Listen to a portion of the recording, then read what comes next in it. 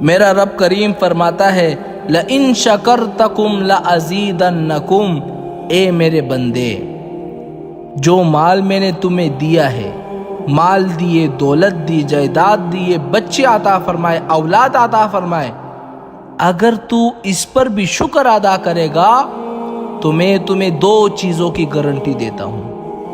اللہ تعالیٰ یہاں پر 2 چیزوں کی گارنٹی دے رہا ہے۔ گارنٹی کیوں دے رہا ہے؟